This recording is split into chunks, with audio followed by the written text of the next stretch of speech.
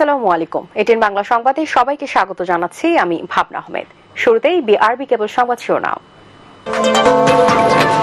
ঘূর্ণিঝড় রিমাল দুর্বল হয়ে গভীর নিম্নচাপে পরিণত, ৬ জেলায় ১০ জনের মৃত্যু। দুর্যোগ কবলিত ১৯ উপজেলা পরিষদ নির্বাচন স্থগিত। জলোচ্ছ্বাস ও জোয়ারে উপকূলীয় জেলাগুলোতে বেড়িবাঁধ ভেঙে শতাধিক গ্রাম প্লাবিত, বিদ্যুৎ বিচ্ছিন্ন। প্রবল বৃষ্টিতে ঢাকায় জলাবদ্ধতা, দুর্ভোগে নগরবাসী। স্মার্ট বাংলাদেশের যাত্রায় যুক্তরাষ্ট্রের ব্যবসায়ীদের সহযোগিতা চাইলেন প্রধানমন্ত্রী। ইউএস বিজনেস কাউন্সিলের সাথে বৈঠক।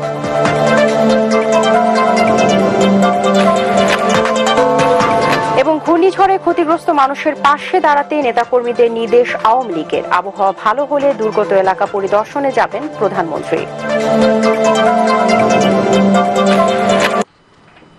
শুনছিলেন বিআরবি কেবল সংবাদ শিরোনাম। এবারে বিস্তারিত সংবাদ। প্রবল ঘূর্ণিঝড় রিমাল দুর্বল হয়ে গভীর নিম্নচাপে পরিণত হয়েছে। এর আগে ঝড়ের আঘাতে দেশের উপকূলীয় জেলাগুলোতে ব্যাপক ক্ষয়ক্ষতি ও প্রাণহানির ঘটনা ঘটে। বরিশাল, পটুয়াখালী, ভোলা, সাতক্ষীরা ও চট্টগ্রামে ঘর ও গাছ চাপায় মারা গেছে ১০ জন। ঝড়ো বাতাসে লন্ডভন্ড হয়ে যায় ঘরবাড়ি ও গাছপালা।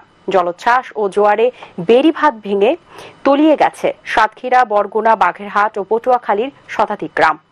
পানিবন্দী ও বিদ্যুৎবিহীন লাখ লাখ মানুষ। এদিকে ১৭ ঘন্টা বন্ধ থাকার পর চট্টগ্রাম ও কক্সবাজারে স্বাভাবিক হয়েছে বিমান চলাচল। আরো জানাচ্ছেন ইয়াসিন রানা। সর্বোচ্চ ১২০ কিলোমিটার বেগে আঘাত হানা ঘূর্ণিঝড় রিমালের আঘাতের ক্ষত ভেসে উঠেছে উপকূল জুড়ে।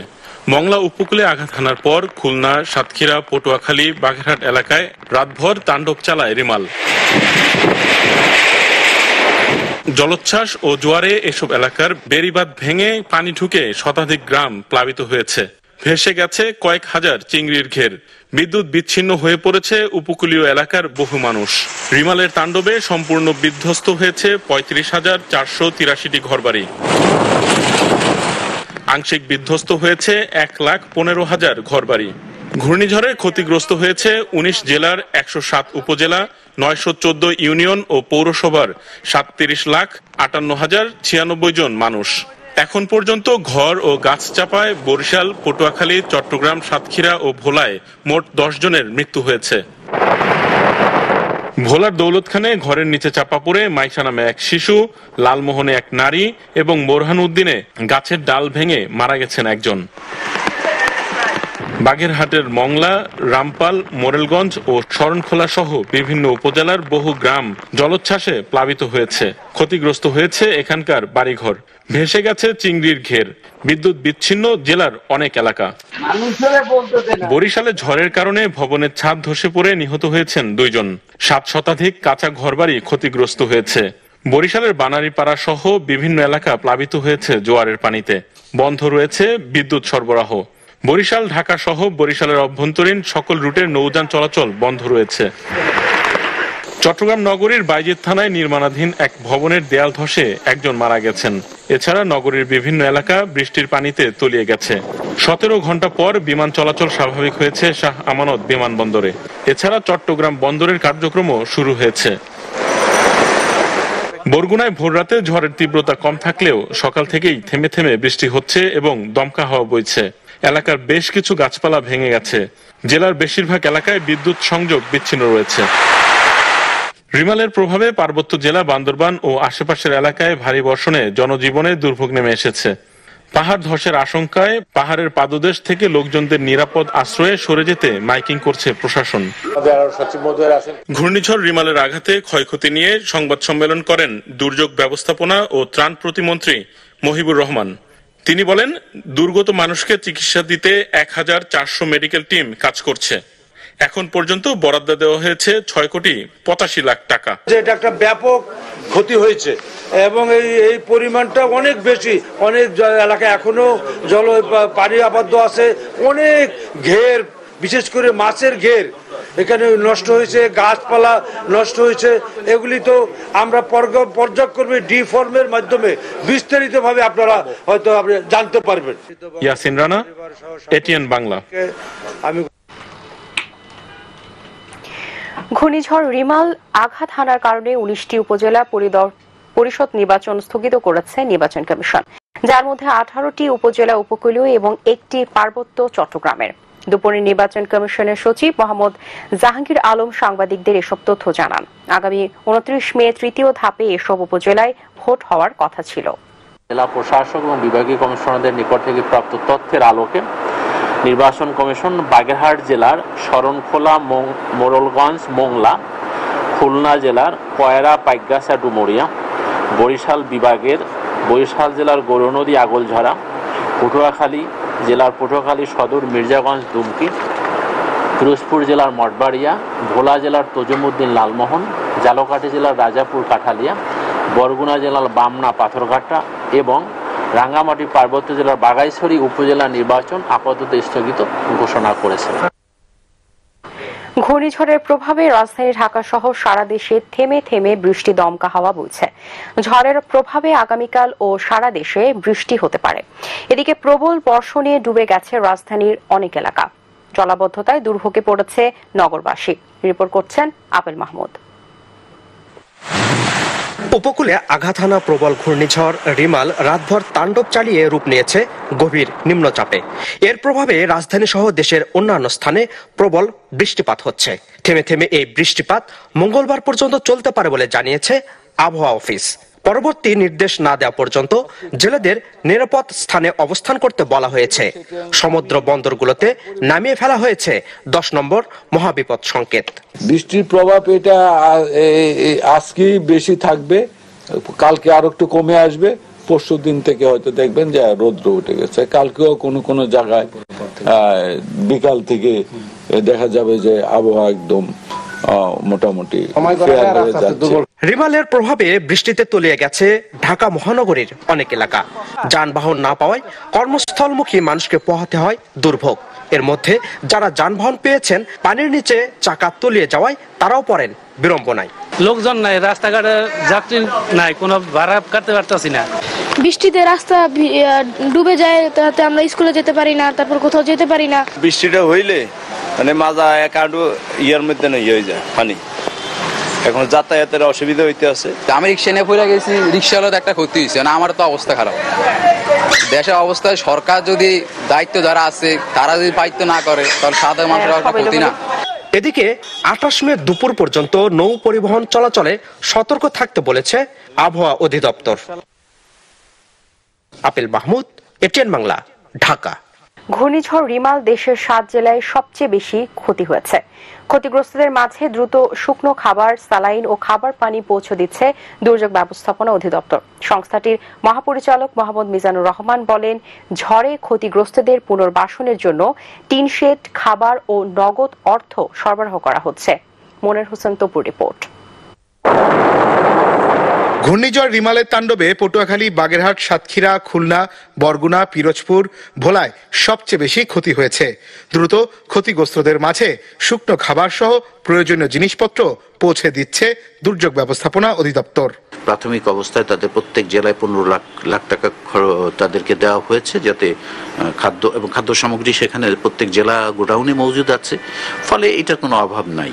আমরা শুকনা খাবার সেন্টারগুলোতে সুপেয় পানি, বোতলজাত পানি সেগুলো সরবরাহ করার জন্য নির্দেশনা দিয়েছি, সেই অনুযায়ী দিয়েছে। ইতিমধ্যে আমাদের মাননীয় মন্ত্রী মহোদয় মাননীয় প্রধানমন্ত্রীর নির্দেশনার আলোকে আমাকে আরো কিছু টিন এবং শুকনা খাবার কেনার জন্য নির্দেশনা দিয়েছে।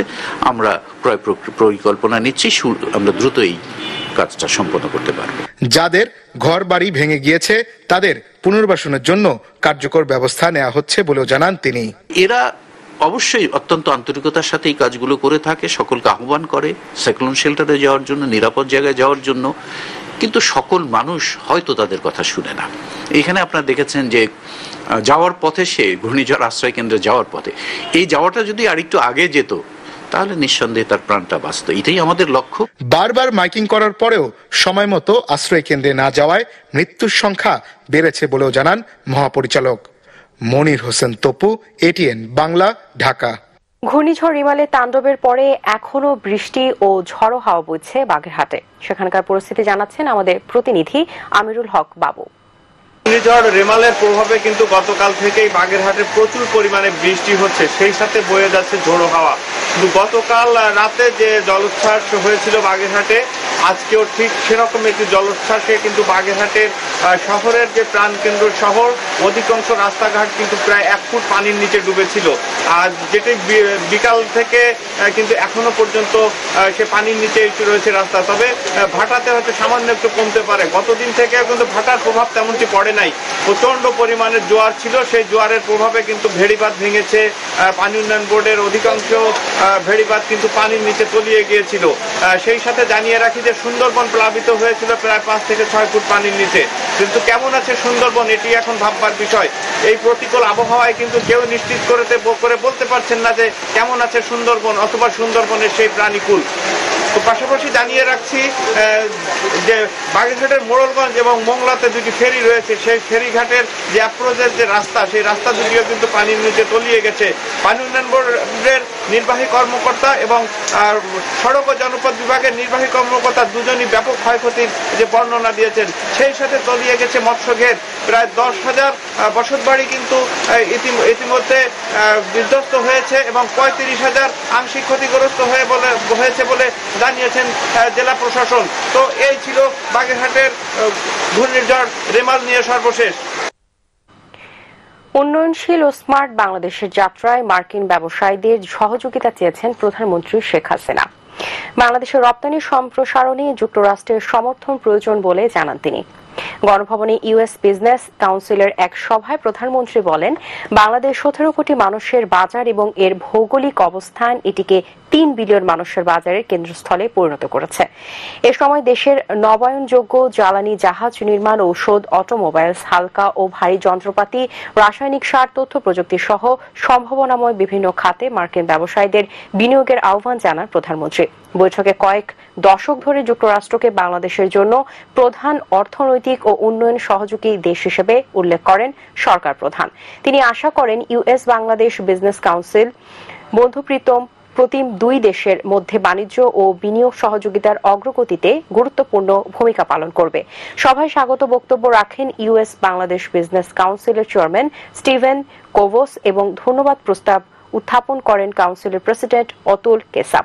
প্রধানমন্ত্রী বেসরকারি শিল্প ও বিনিয়োগ উপদেষ্টা সালমান এফ রহমান, বাণিজ্য প্রতিমন্ত্রী আহসানুল ইসলাহ টিটু ও ambassador at large Mohammad Ziauddin অন্যান্যের মধ্যে উপস্থিত ছিলেন। I may remind you that Bangladesh has the most liberal investment policy status in the region.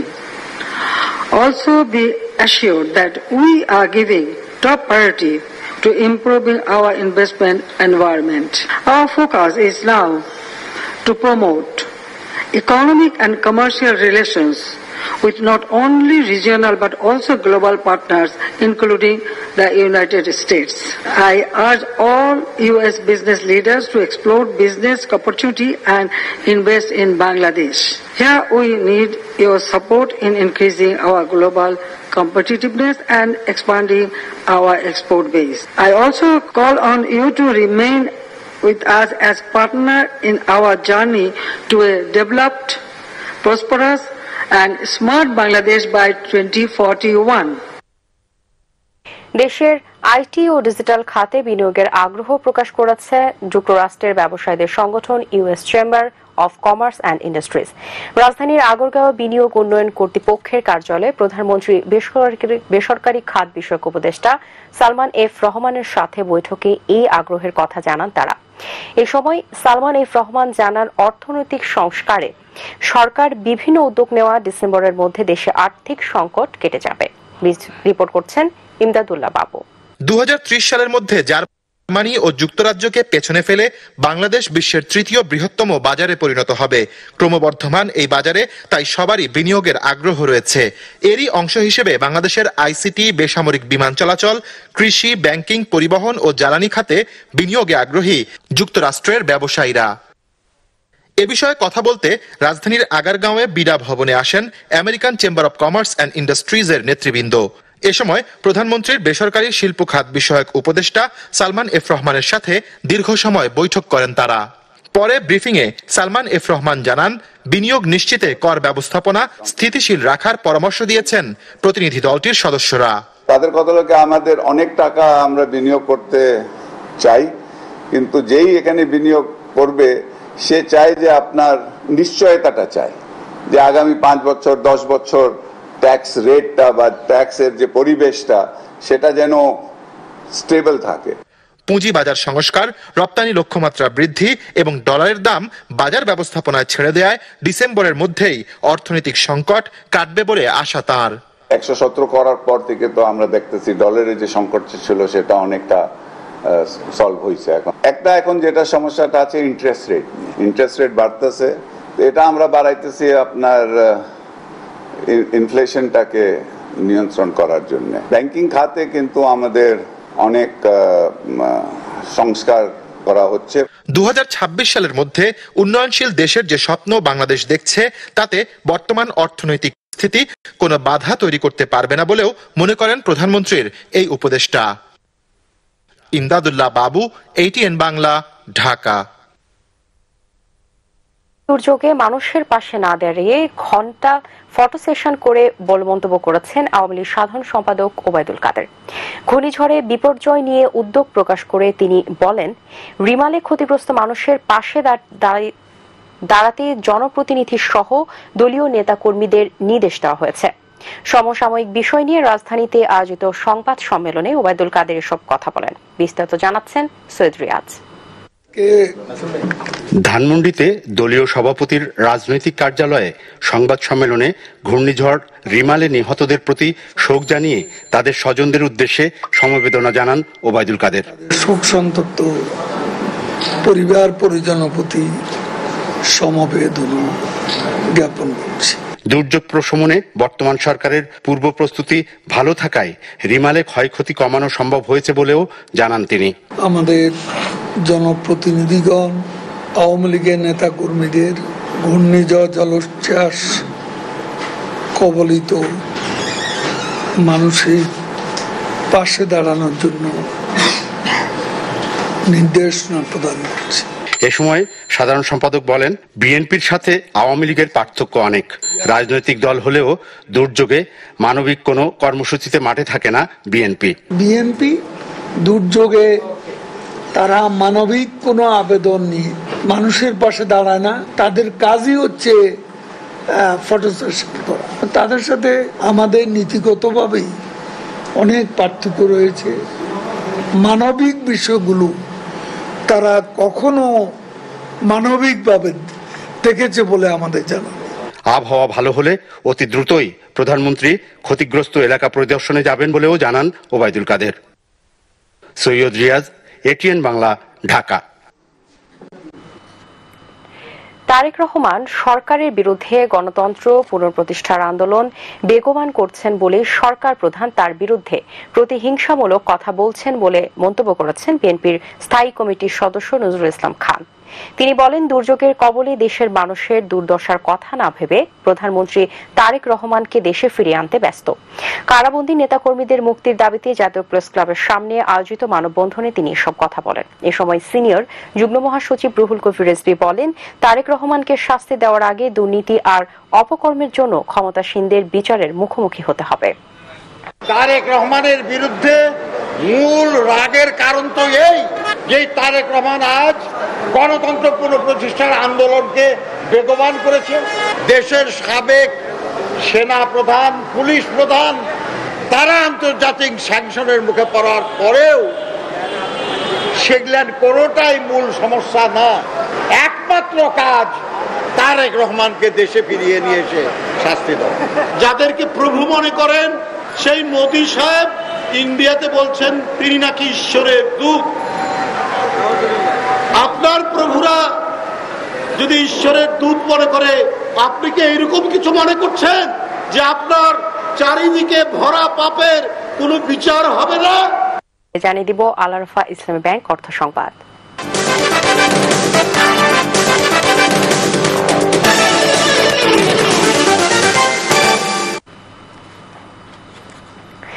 দ্রব্যমূল্য সহনশীল আছে বলেই মানুষ প্রতিবাদে রাস্তায় নামছে না বলে জানিয়েছেন কৃষিমন্ত্রী আব্দুস শহীদ। সচিবালয়ে খাদ্য, কৃষি ও বাণিজ্য মন্ত্রণালয়ের এক সমন্বয় সভা শেষে তিনি এ কথা বলেন। কৃষিমন্ত্রী বলেন, দেশে চাহিদা অনুযায়ী খাদ্য শস্য মজুত রয়েছে। বিপণন ব্যবস্থাপনায় মাঠ পর্যায়ে মনিটরিং জোরদার করার নির্দেশনা দেওয়া হয়েছে বলেও জানান মন্ত্রী। প্রধানমন্ত্রীর নির্দেশনা অনুযায়ী 3 মন্ত্রণালয় এই সমন্বয় সভা করল। পরে জানিয়ে দিব পার্টেক্স খেলার খবর।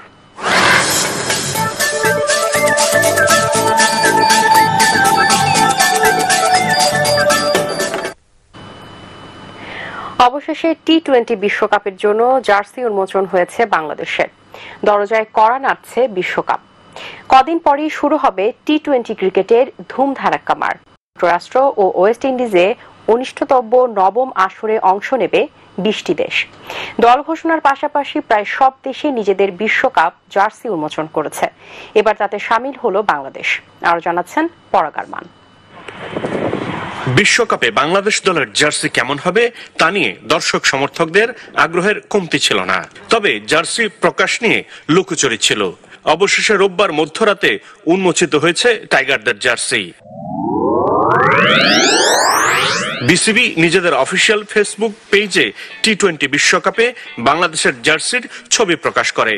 চিরায়ত নিয়ম মেনে জার্সিতে প্রাধান্য পেয়েছে গাঢ় সবুজ রং। পুরো জার্সিতেই বাঘের ডোরাকাটা হালকা ছাপ রয়েছে। কাঁধের লাল রেখাও নেমে গেছে বাঘের বহিরাবরণের আদলে। মাঝে হালকা হলুদ আর হাতের বর্ডারে থাকছে সোনালী রঙের ছাপ। জার্সিতে বাংলাদেশ এবং স্পন্সরের নাম রাখা হয়েছে সাদা রঙে। একই রঙে থাকছে বিশ্বকাপের লোগো। নাজমুল হোসেন শান্ত, সাকিব আল হাসান সহ বিশ্বকাপ দলের 15 সদস্যের সবাই বাংলাদেশের জার্সি পরে একসঙ্গে ছবি তুলেছেন। জার্সি প্রকাশের পর থেকে যোগাযোগ মাধ্যমে বাংলাদেশের জার্সির ছবি শেয়ার করে নানা রকমের পোস্ট দিতে দেখা গেছে সমর্থকদের। সেখানে নেতিবাচক মন্তব্যের পাশাপাশি আছে ইতিবাচক মন্তব্যও। 20 দলের এই টুর্নামেন্টে বাংলাদেশের অভিযান শুরু হবে 7 জুন। শ্রীলঙ্কার বিপক্ষে খেলবে নাজমুল হোসেন শান্তর দল। 10 জুন বাংলাদেশ খেলবে দক্ষিণ আফ্রিকার বিপক্ষে। 13 জুন নেদারল্যান্ডস এবং 17 জুন নেপালের বিপক্ষে ম্যাচ দিয়ে গ্রুপ পর্ব শেষ করবে লাল সবুজের দল। পরাগ আরমান, এটিএন বাংলা, ঢাকা। শেষ করার আগে বিআরবি কেবল সংবাদ শিরোনামগুলো জানিয়ে দিব আরো একবার। ঘূর্ণিঝড় রিমাল দুর্বল হয়ে গভীর নিম্নচাপে পরিণত, 6 জেলায় 10 জনের মৃত্যু। দুর্যোগ কবলিত 19 উপজেলা পরিষদ নির্বাচন স্থগিত। জলোচ্ছ্বাস ও জোয়ারে উপকূলীয় জেলাগুলোতে বেড়িবাঁধ ভেঙে শতাধিক গ্রাম প্লাবিত, বিদ্যুৎ বিচ্ছিন্ন। প্রবল বৃষ্টিতে ঢাকায় জলাবদ্ধতা, দুর্ভোগে নগরবাসী। স্মার্ট বাংলাদেশের যাত্রায় যুক্তরাষ্ট্রের ব্যবসায়ীদের সহযোগিতা চাইলেন প্রধানমন্ত্রী। ইউএস বিজনেস কাউন্সিলের সাথে বৈঠক।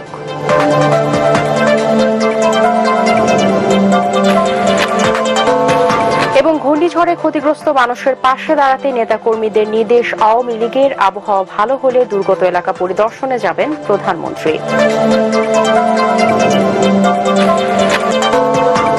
পরবর্তী সংবাদ দেখার আমন্ত্রণ জানিয়ে এখনকার মতো শেষ করছি। এটির বাংলার সংবাদ ইউটিউবে দেখতে ব্রাউজ করুন, youtube/এটির বাংলা নিউজ। ধন্যবাদ সবাইকে।